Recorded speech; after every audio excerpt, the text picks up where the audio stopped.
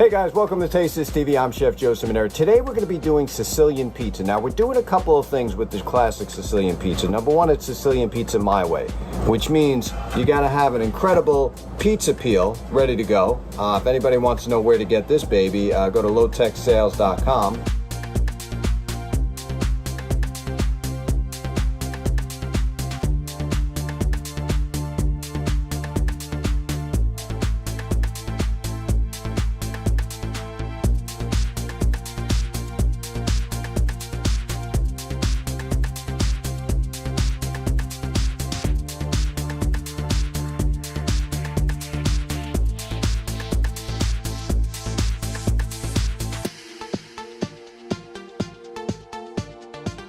We can't forget about our sauce. Now, there's a couple of really good sauces out there, folks. You got San Marzano, which is definitely one of my favorite. Stanislas out the Cucina. This is the next brand. This is my brand of choice because it's the easiest for me to get. And they are very consistent. So it's a great tomato to make a tomato sauce. Now you might be saying, what if you don't have the time to go through the whole process of making the tomato sauce? Then I would recommend an already made sauce, which is Delamore. They're located in Vermont, and that is definitely hands down the best jarred sauce out there. Of course, you're going to need some yeast to make the dough and a good quality olive oil. There's a couple out there that I use, so I switch from time to time, but this is going to be Lucini. They got some pretty good olive oil. And when you make it Sicilian pizza, it has to be oily. You know, I don't like it too oily. Well, I should say I definitely like it oily. My stomach doesn't like it oily. But you definitely want to put oil down on the bottom. I use a silk pat, which is a plastic, you know, some people grease the pan. Some people have really seasoned pans that nothing sticks to it. But the silk pad is a plastic rubber piece that's going to prevent anything from sticking. It's usually used for baking, but I use it for Sicilian slices, Sicilian pies, different kinds of rolls and breads that I don't want anything to stick, and I mean, and nothing sticks. So we're going to combine all this. First, we're definitely going to make the dough. I'm going to show you a quick and easy process to make the dough. I let my dough rise for about 3 hours, a little longer than most people, and I do hammer it down a few times and then let it come up. That's the secret to having an airy, light, fluffy Sicilian. What you don't want is a very dense Sicilian dough. So with all that, I think we're going to have a great meal today, so stay tuned.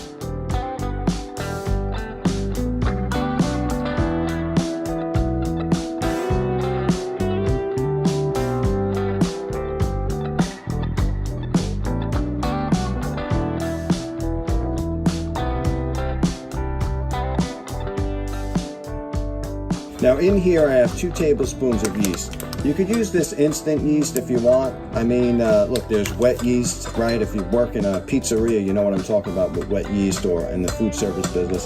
That to me is the best yeast to use by far, especially making zeppelis and stuff like that.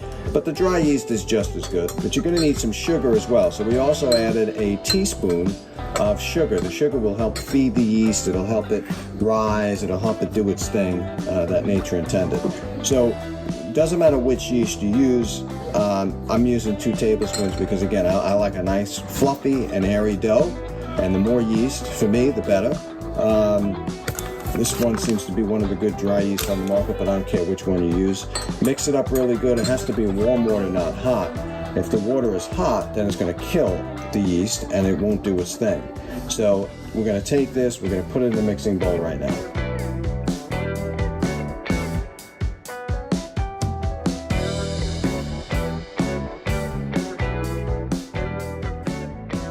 So we're going to be putting this flour in the bowl. And I'm using 6 cups, but you really need to eyeball this because everybody's flour is different. Today I'm using an all-purpose flour with a different brand, but you could be using some other flour and it gets thicker, it gets thinner. So there's really no perfect, you know, exact recipe here unless you're using the same brand of flour, because all flours are different. So we're going to start off with 6 cups and sort of see where we go there.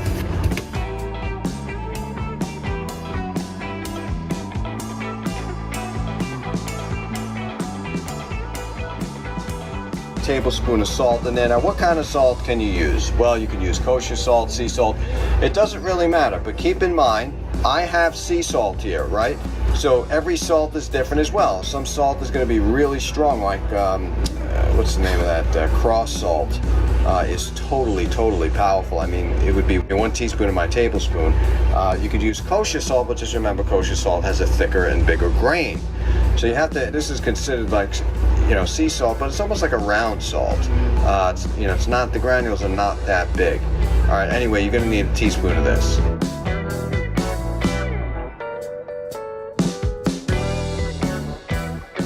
Free from the sides of the bowl, and that's how you know when this dough is done. And then we're gonna let it do its thing to rise. So we're gonna lower this down a bit. You see it's nice. You could add a little oil if you want. I know a lot of people like to do that. I'm not really a big fan. I mean, you got enough oil that you're going to be adding on the pan anyway. The last thing you need is just an oily mess. So as long as the dough gets away from the side of the bowl like that, you, my friends, are fine. And then we're going to get ready to make some pizza sauce, my friends, that is going to be a staple in your family forever.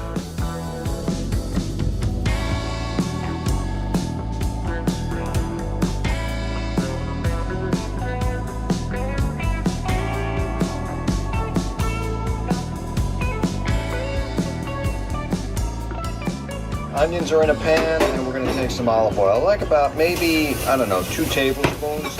I don't like a lot of oil in the beginning of this. Now with your trusty mixer here, we're going to get these babies golden brown. What we want to do is render down, get the caramelization through the, which is basically the sweet taste of the onion, to go into the tomato sauce.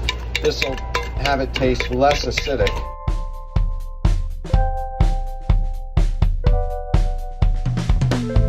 These onions are starting to do its job.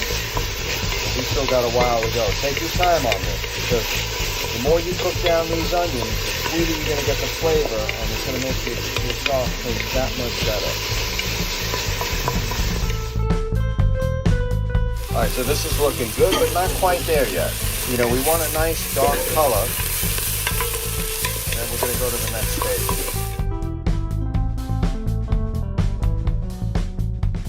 Okay, now we're where we need to be. At this point, we're going to add the tomato sauce.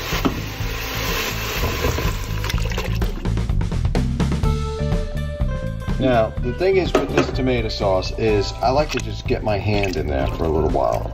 And yeah, it's going to be messy. You can use a strainer or a burr mixer. I just like to do it my old-fashioned way. You got clean hands, go in there, mix them all up. Now, we're going to cook this tomato sauce for a good, at least 3 hours. So, when we're cooking this tomato sauce for 3 hours, most of these whole tomatoes are going to just become mush because they've been cooking for so long. But I like to give them a head start with doing this. And you can do this with, if you don't want to use your hands, again, you could use a whisk. There's also, they sell tomato crushers. You can use that as well. Okay. All right. So now we're going to let this cook down, and we're going to season it in just a moment.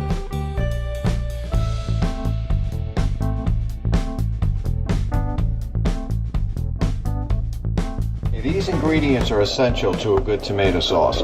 We have 1 tablespoon of dry oregano, 2 tablespoons of salt,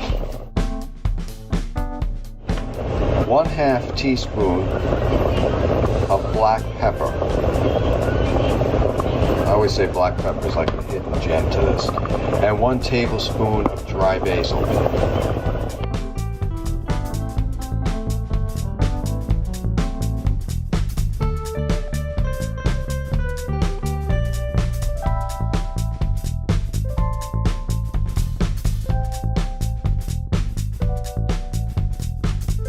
Now the dough has risen for 1 hour. Looks about double in shape. What you're going to do is take your fingers in cold water and you're going to dip in the dough. And what you want to do is flatten the dough out completely. And there's really no right or wrong way to do it. Just make sure you get that dough stretched all the way to the end.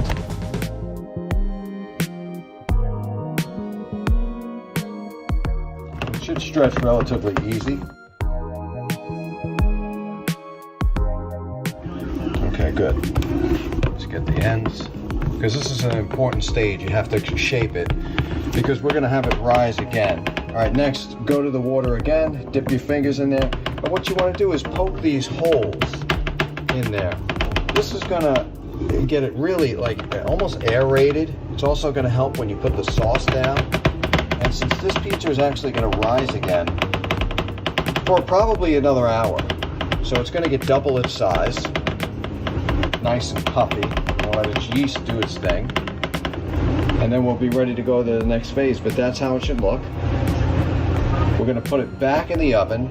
Now when I say oven, I have a pilot lid oven here, and it's warm. And it's a good place for the dough to rise. You know, the last thing you want to be doing is putting this in the refrigerator, because then it won't rise. So you want somewhere warm. I know people say they put it in their laundry room. I mean, wherever you can put it, that's a warm place that the yeast will do its thing, activate, and blow this baby up. So we're going to put it back in the oven for another hour, and we'll see what it looks like then.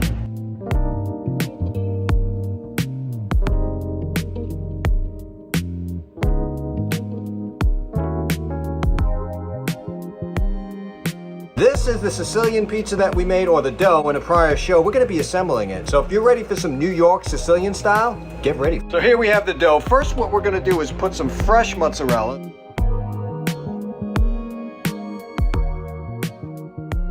Next, we're going to put the tomato sauce down and dirty.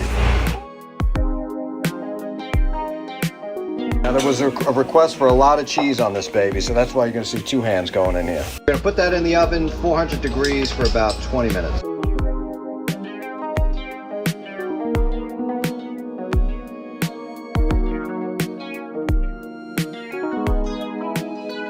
Now this looks really good. The last part of this, just put some olive oil all over the top.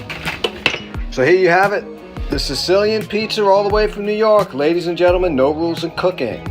Taste this.